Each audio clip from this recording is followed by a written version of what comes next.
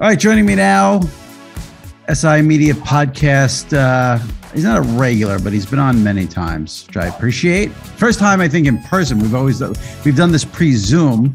He is WWE superstar, getting ready for WrestleMania 38, Seth Rollins. Seth, how are you? Yeah, I would consider myself a regular, but also, yes, this is the first time I am seeing what you look like. Yeah. And I've only heard your voice before. I got a haircut over the weekend. It's a little rough right now. New experience for me. Yeah, I appreciate it. And I mean, I don't want to start off on a negative, and you're doing me the favor by coming on, but I would have appreciated a little drip. I am always in drip. I actually considered it, but based on the schedule today, I had to get to the gym. There was limited time to fully drip. So this is where we're at. The hair is slightly drippy, if you will. Yeah. I can take it down if you really. No. I want you to be comfortable. I want you to be comfortable. If you want a little experience, we can give you. The lusciousness of the X. You know what? Now that I'm seeing myself here, that's pretty good. I might just leave it down. You know what it feels like to me? Tell me, I'm curious. Now, this is going to sound so douchey as a fan saying this. I'm going to apologize in advance. But it seems hair down is like more of a heel thing, hair up more of a face thing. Is that like a thing in wrestling? God, I don't know, man. I think I feel like when the hair's down, like it's a villain type of thing.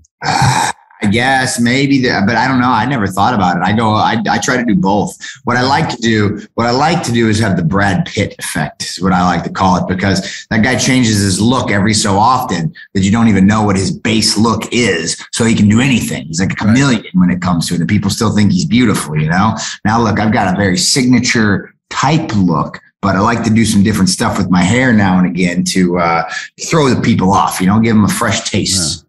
What happened to the blonde streak? I was a fan of that. Well, it broke off. Have you ever bleached your hair? No, but I know that's a thing where hair breaks when you bleach. Yeah. I mean, look, here's the thing. I don't take great care of my hair. That's not it's just not on my agenda. I don't have like a full regiment of stuff. So you bleach your hair long enough, it kept breaking off and breaking off and breaking off, and like it was like when I shaved it was like this short. Like finally when I took it, I was like, I've had enough.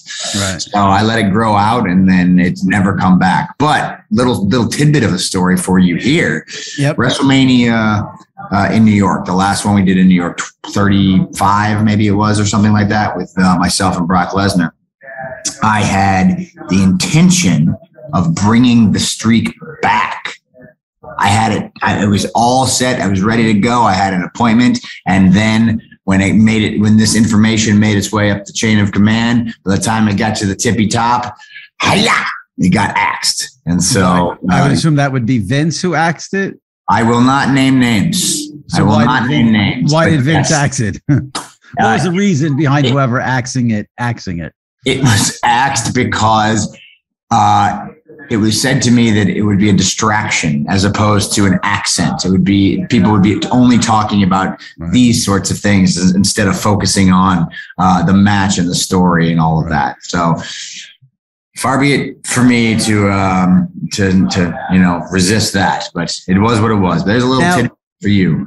Okay, so here's a question. Now we're going to get into WrestleMania. We have a lot to get into. WrestleMania 38, Saturday and Sunday, WWE Network, Peacock, and we got to get into Seth's opponent. We don't know what's going on, but I'm just curious about that because a lot of people in their work lives. I sort of subscribe to this rule, and I hope my bosses are not listening, but it's do it and then deal with the ramifications afterwards. Now, you obviously could. Now, with the hair, was that a thought to maybe do it and deal with it afterwards, or there's no doing that and Vince always finds out what's going on? No. So it's one of those things where another thing I subscribe to, yes, apologize later is much, asking for forgiveness is much easier than asking for permission. Right. But also another one to ascribe to is you have to pick your hills to die on. Right. And some things are not worth that confrontation.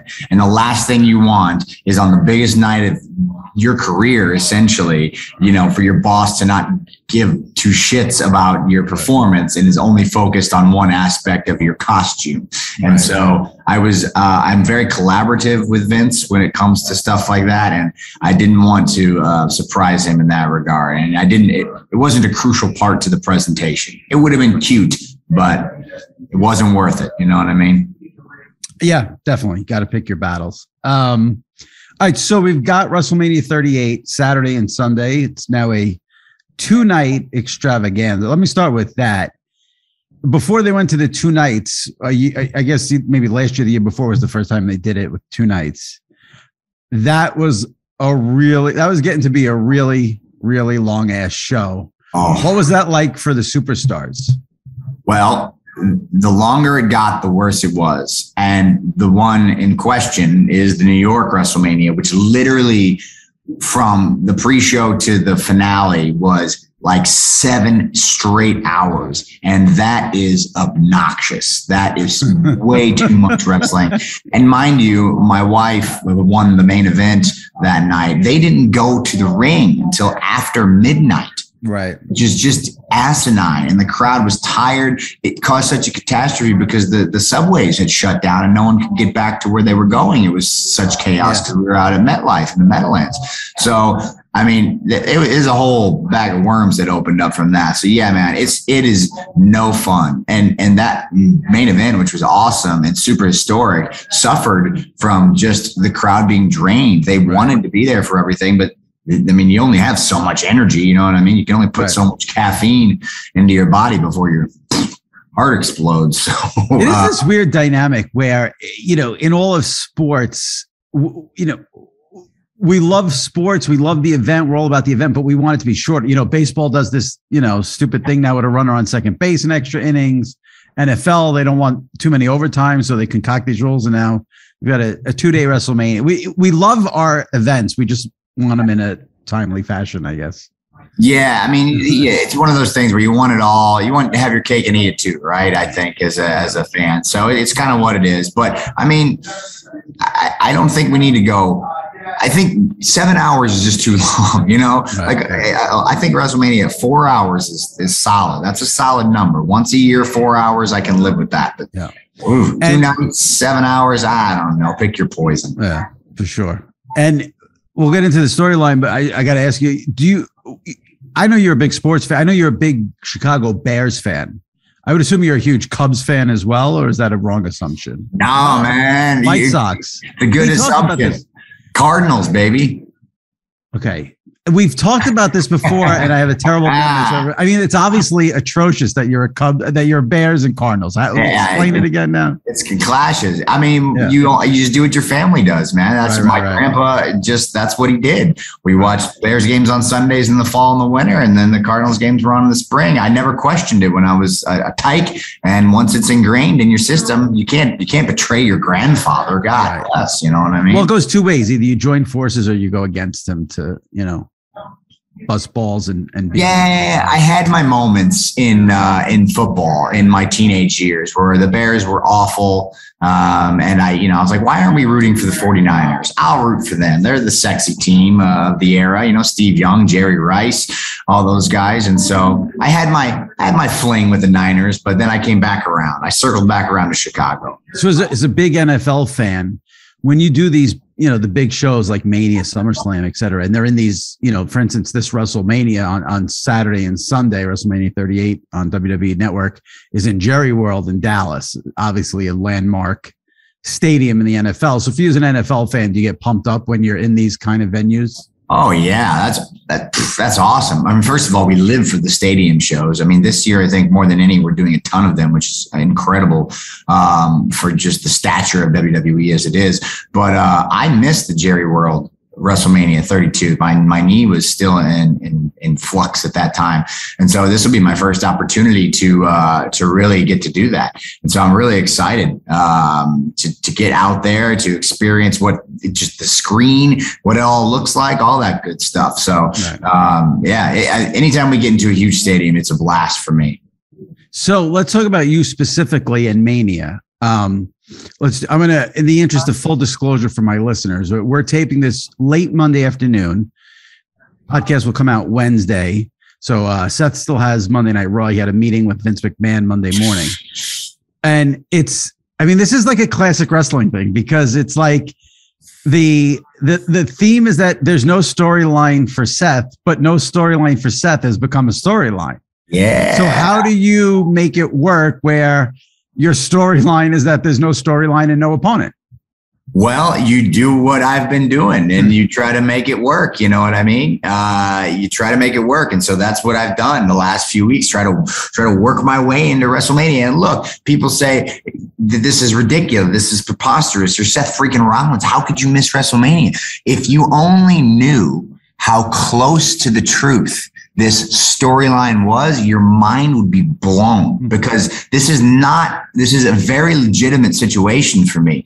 Right. Everything went haywire at day one in Atlanta. COVID blew the whole thing up. You see Brock Lesnar walk out with the WWE championship, all hell broke loose. And then it's dominoes, right? Everything just has to fall. Bobby Lashley gets hurt. Everything's chaos after that. And so this was a very legitimate situation that has, translated just to screen time every Monday night. And it's been a fun story because it's the only kind of it's the only match that's not, that's up in the air. It's the only thing that you can kind of follow every week. I'm like, oh, what's going to happen next? What's going to happen next? What's going to happen next? Like, what are these weird crossroads we're going to get into to get to the finish line? So it's been fun. Not my ideal way to go into WrestleMania. It's a lot of extra stress, but it's been a party, and I think we're going to get there one way or the other. So I'm very excited to get to Dallas, and I'm going to have my WrestleMania moment one way or the other. I don't give a damn what Vince says. Now, there's a lot of speculation of who that opponent is going to be. I won't say anything because maybe someone doesn't want spoilers. People get very annoyed about spoilers.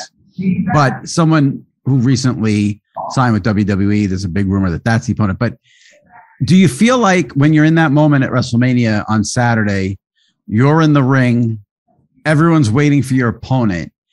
Is there any sort of trepidation on your end that when that music hits, it can't live up to the hype, or people could be disappointed with who it is, or you think everyone will be satisfied when that opponent gets revealed?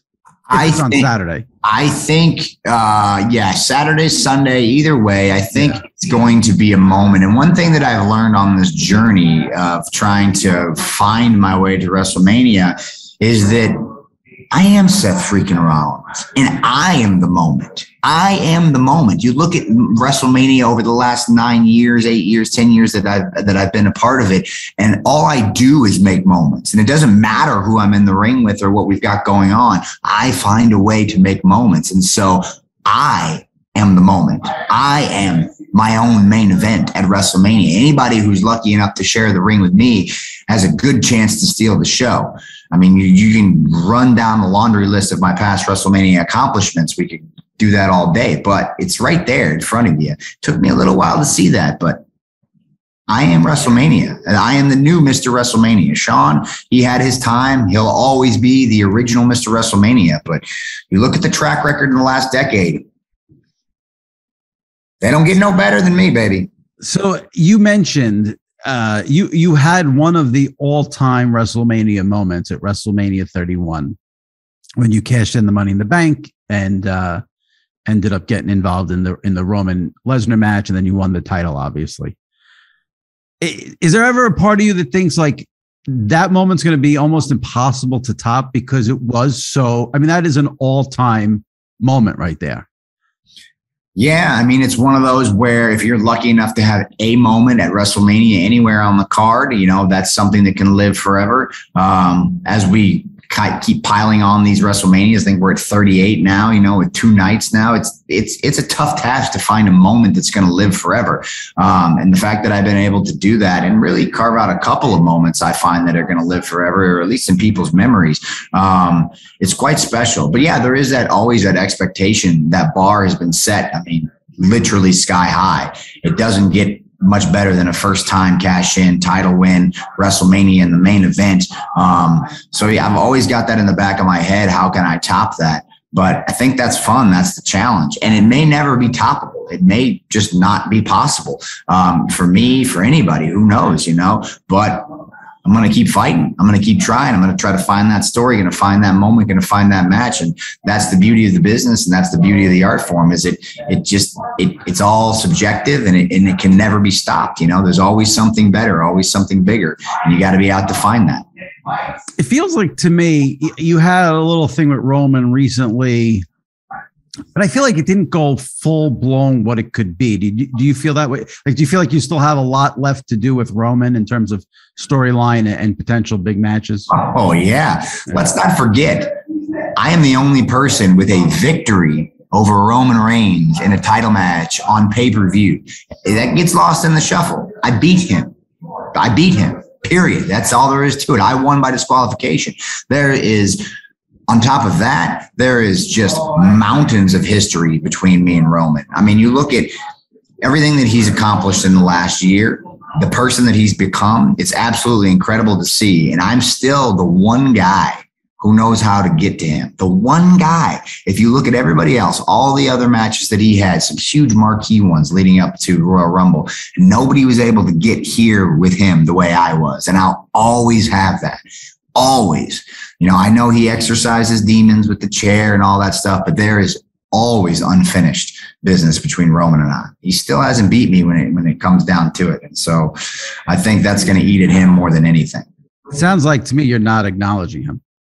I'll acknowledge him for what he is, but not for what he wants to be. Right. He thinks he's this needle mover. He thinks he's this, as he goes, the business goes. Hey, buddy, you're great. I love you. I do. I respect you. One of the most talented performers of our generation, maybe of all time. But dude, you ain't that guy, man. You ain't that guy. Not till you get past me. I'm the gatekeeper when it comes to that. And I say absolutely not. So I love Roman, love him like a brother. He may not feel the same about me these days, but I always will have that special bond with him and Mox. And at the end of the day, it's one of those things. He thinks he's here, and I just don't see it, man, period. Since you mentioned Mox, there are two things happened with you fairly recently that caused a big stir. And I think one of the reasons why so many people enjoy your character, watching you, is you do seem to, quote unquote, go there. You mentioned Moxley during a promo on WWE TV where people thought, the earth would burn down if that happened. Was there any backstage reaction to that? Any fallout from that? Everything was good after that? What happened when you mentioned Jon Moxley on WWE TV in that promo with Roman? Not one thing. Not one single thing. Nobody said anything to me about it. And it's everyone knows he's a part of our history. You can't do Seth and Roman without Dean or Mox, whatever you want to call him. You can't do it. So to ignore that part of our history and to just try to put him aside and focus on Roman and Seth, the focus was Roman and Seth. That was the story, but he's a part of that. And so to just ignore that and completely pretend he didn't exist is just silly. So, I referred to him by the name that he prefers to go by. And so that's where we're at with that. But I heard nothing in response to it backstage at all. I would assume, obviously online fans are different from, maybe the typical wrestling fan and how serious they take. And obviously there's this big whole thing with, WWE, AEW, and, Cody Rhodes left AEW. He's supposedly in WWE. CM Punk has mentioned WWE performers during promos, Cena and Miz.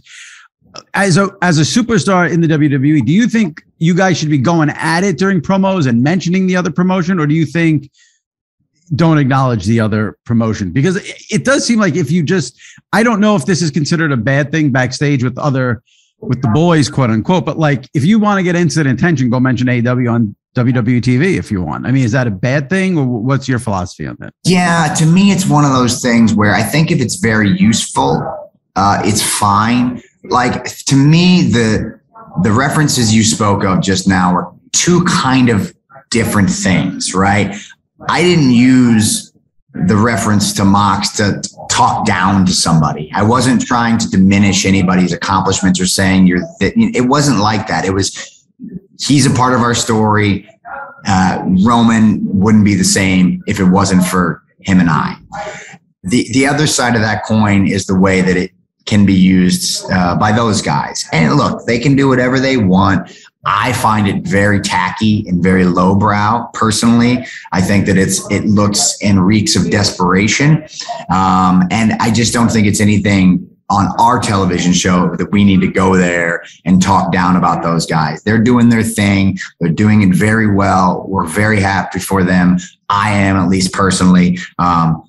Are they on our level? No, they've got a long way to go to catch up to us, and that's fine. And they know that. And I think they do things differently. But for me, my perspective, it's just a little, I think it's just a step down for us to kind of use it as an insult. And so that's my perspective on it. But people may not share that opinion. No, I have a feeling that'll be the comment that gets a lot of attention. And every time you come on, you give me one comment that gets a lot of attention.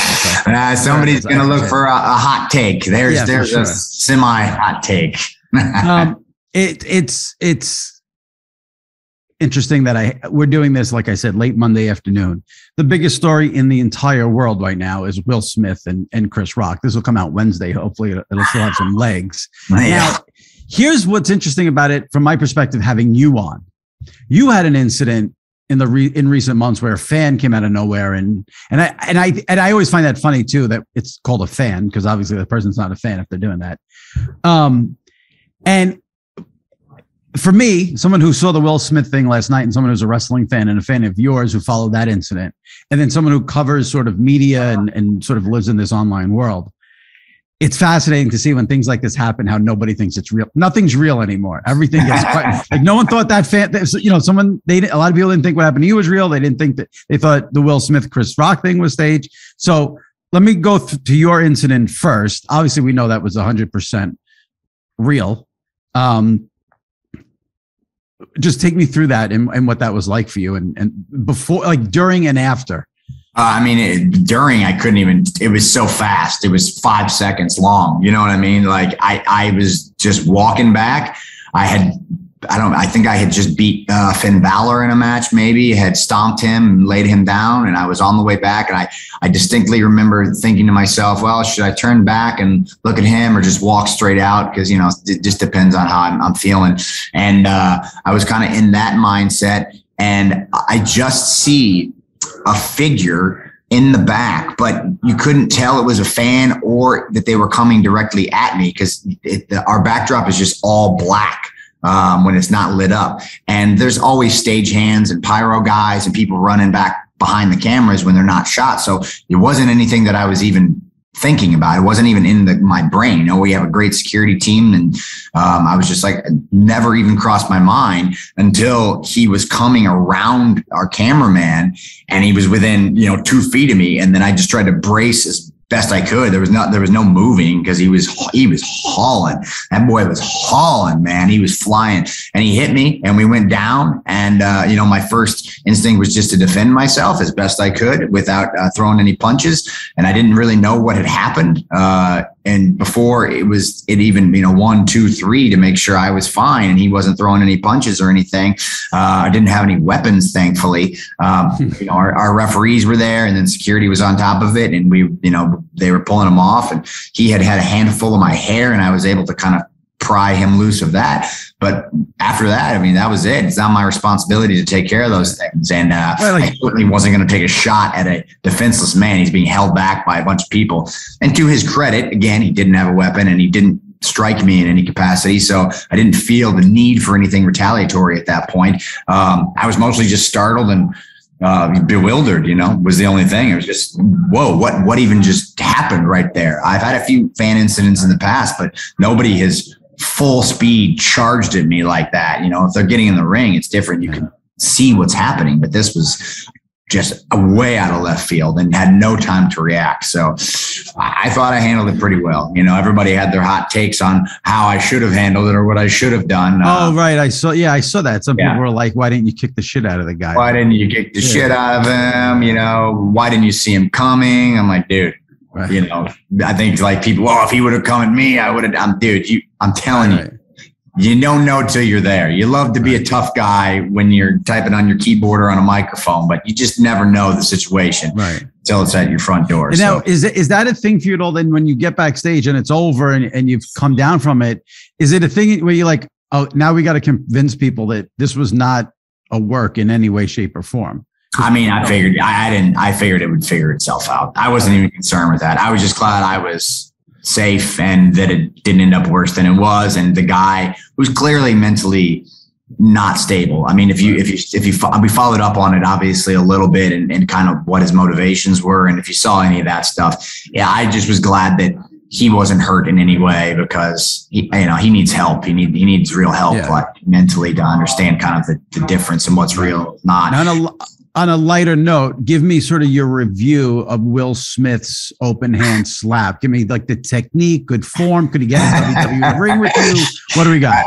Dude, the slap was it was well placed one way or the other. It sounded like he made a little contact, not too much contact. I think the message was delivered properly without too much violence behind it. Clearly he was offended to the point that he felt like he needed to step in. People are like, oh, you don't have any right. You don't have any right.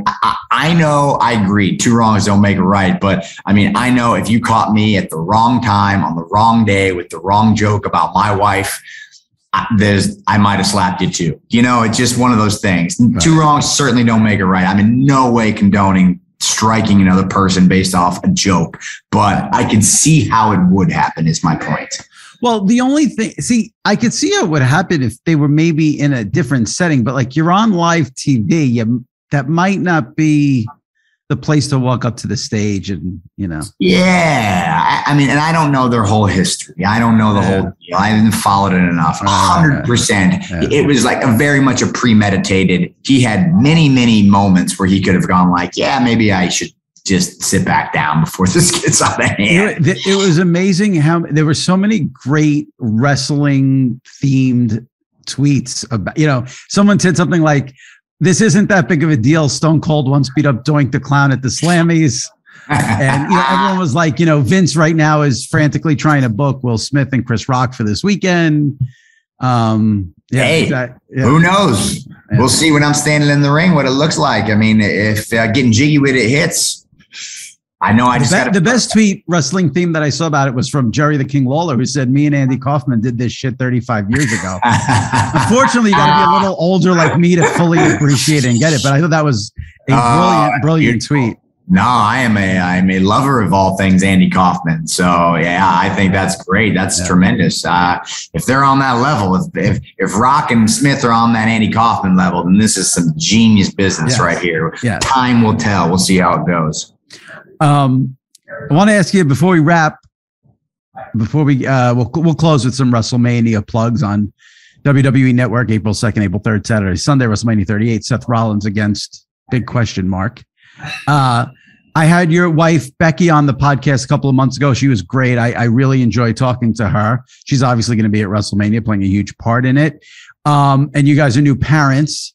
And I just want, I asked her, I want to ask you just, balancing the work and fatherhood life and being able to spend time with your kid while still being a top superstar in WWE. How you managing all that? Man, we are in one of the most fortunate positions on the earth as parents, because we are in a position where we can travel with our daughter every single week and be with her every single day and take her on the road. She went to Saudi Arabia with us twice. She's been to Europe with us twice. She goes everywhere we go, and we get to be with her. And we're fortunate enough to be able to have the accommodations to do that. And not other families don't get that opportunity. They got to send their kids to daycare or what have you. And so I feel extremely fortunate that we get the privilege to do that and to be parents and to be present parents and not have to, have to work and we get to do it both. And that's just so cool to me. And I will never take that for granted. I think that, it's hard, but being a parent is hard. It doesn't matter if you get to do what we do or have to do what we do. It isn't, if you're at home, if you're working, if you're not working, it's tough being a parent, man. It's a beautiful thing, but it's a difficult thing. And I never understood it firsthand. Obviously, it's my first child, but these moms, dude, these moms are on another level. Shout out to my mom, because I gave her hell as a kid, and I can't imagine, you know, just what she had to go through supporting me and not having the help. Man, we have so many people around us that help out, but dude, these moms are incredible. Shout out to them, because these moms are nuts. We dads, we got it tough, but the moms, dude, I'm telling you, all love for the moms. When you're at an event, and you're in the ring, you know, if Becky's I would assume like the baby is just a hit with every WWE superstar, just basically taking turns getting to see who gets to hang with the baby backstage. Yeah, she's a star. She hangs out backstage. She roams around, shaking hands, giving high five. She's got her Ultimate Warrior down on the bottom rope if we get her in the ring. Yeah, it's good stuff, man. I mean, she's a celebrity backstage. I think people look forward to seeing her more than us. She just brightens everybody's day up. She's like a little mascot at this point, you know? I got to ask, since you mentioned it, like, how bad were you as a kid? Were there any good stories, any good incidents? Did you have with the cops ever called or anything like that? So I was never like a huge partier as a kid. I was super straight edge as a teenager. So I was like, nah, no parties, none of that crap, no drinking, no drugs. So I saved my mom a lot of headache when it came to, you know, that kind of thing. I was never out late doing too many things like that. But I was very independent. So I wanted to do everything on my own, like drive to, you know, a concert 4 hours away, you know, when I didn't have permission type thing. That was the big one. I remember there was a show I really wanted to see in Milwaukee, which is about a 4-hour drive from me. And she was like, no, absolutely not. You are too young to be going out, staying out that late and driving home that late. And I was like, sure. And my parents were divorced. So I was at my dad's on the weekend. I'm like, she'll never know. I'll just head out, party, come back. It'll be great. Yeah, that didn't go well. How'd she find out? My dad ratted on me, man. There you go. I told him because we were staying at his place, so I was still halfway responsible. I was like, "Hey, Dad, we're gonna go do this thing. Yeah, we'll be back later." And my dad was chill about it, but he was like, something were to happen and they don't, you know what I mean? And then he finds out that way, and it's he'd have been in hot water. So he was like, I had to tell her. I was like, let's stick with this theme of you as a kid. I'm curious. We mentioned WrestleMania 31, your ultimate Seth freaking Rollins WrestleMania moment. As a kid, before you became a WWE superstar, your favorite WrestleMania moment? Favorite moment? Oh man. Or match, or you know, anything, you know.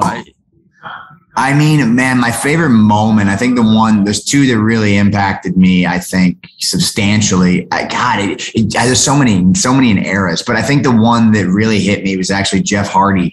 The first time he did the Swanton Bomb off the giant ladder. So this is WrestleMania 2000, the first triple threat, like tables, ladders, and chairs match, but it wasn't branded TLC yet. It was still like triple threat ladder match, I think, with the Dudleys, Edge and Christian, and the Hardys. And Jeff pulled out the giant ladder and did the senton off the top of it through the table through Bubba, I think. And I just remember, like, I was just at the age where I was trying to decide what I wanted to do. So I would have been like 14, 15. And I was like, that's it, man. I can do that. You know, I may not be able to be Bret Hart or Shawn Michaels. I certainly can't be Hulk Hogan and Warrior. I'm not that big, but I can do that. Like, I can be a daredevil, you know, I can be wild. And so that really pushed me to want to, all right, I'm going to buy a home gym. I'm going to work out weights in my basement. I'm going to take acting classes. I'm going to do everything I can to make sure that I can go be a pro wrestler when I'm 18 years old. And so that's kind of like the real moment that pushed me into you know, what you see today. Yeah, that's it. I'm trying to remember. Edge doing the spear off the ladder on one of the Hardys. Was that a WrestleMania? I don't think that was. That was 17, man. That was special too. But I was already hook, line, and sinker by that point. Right. Yeah, I mean, I remember that being like the coolest spot I've ever seen. It's up there. I mean, it's a special moment as well. Like they don't get no bigger than that. The timing is perfect. Yeah. So big moment, WrestleMania 38 this Saturday, Sunday, April 2nd, April 3rd in Jerry World in Dallas. Seth freaking Rollins versus TBD ? Now, even though you don't know who the opponent is, we're taping this on Monday. We're 6 days. Do you know the drip because you can't go in there with regular drip. Now you got to go over the top.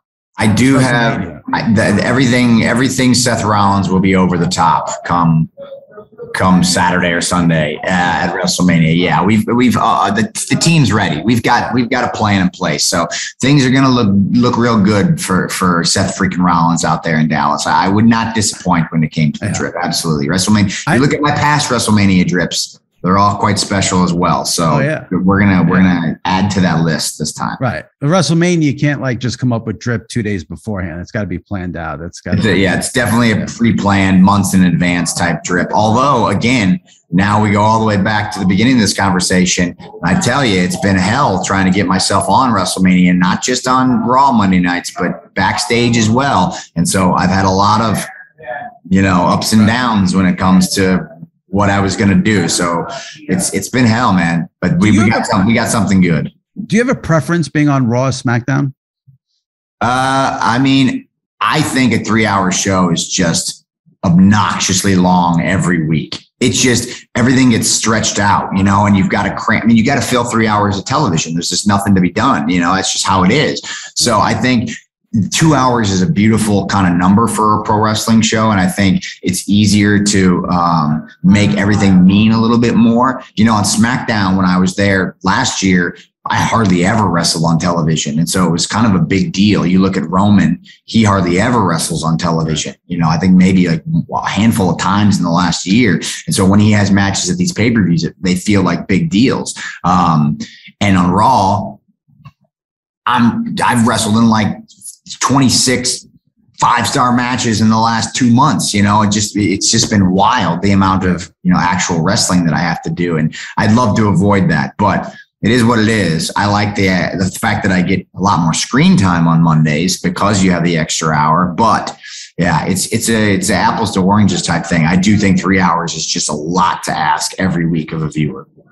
All right. Well, we'll be looking forward to seeing who comes out on Saturday or Sunday to face it, even though it's all about Seth freaking Rollins. It's really my moment, baby. Right. I am the moment. So let's not forget that. I am the moment. Whoever comes out, whatever it looks like, however it feels, it's going to be special because I'm in the ring. Exactly. And I'm there for the drip. That's what I shouldn't even admit this publicly, but I do DM you on Instagram when I see that drip. That's especially awesome.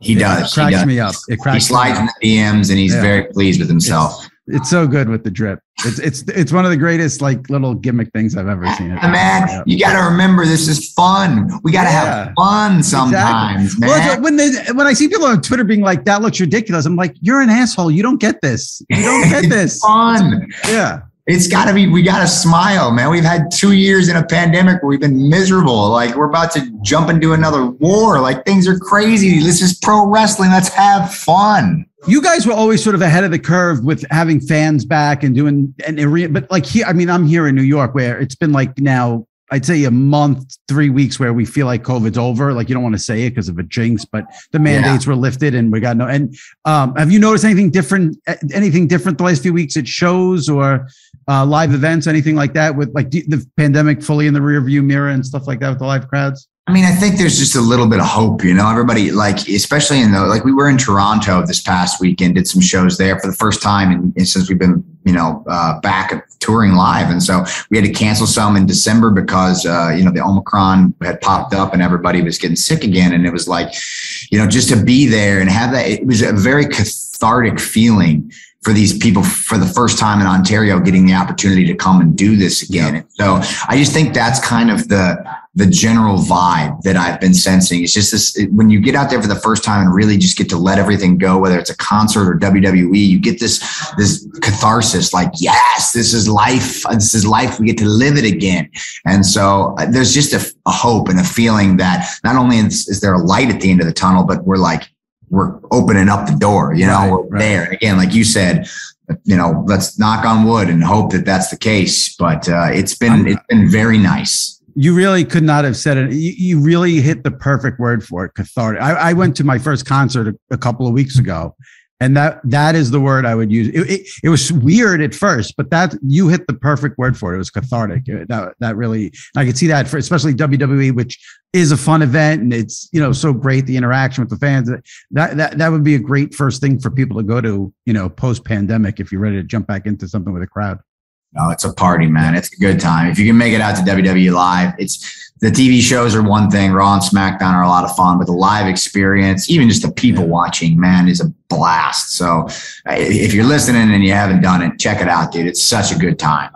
And we will be watching this weekend, Saturday, Sunday, April 2nd, April 3rd, WWE Network on Peacock, WrestleMania 38, Seth freaking Rollins. Thanks, Seth. Appreciate it. Thank you.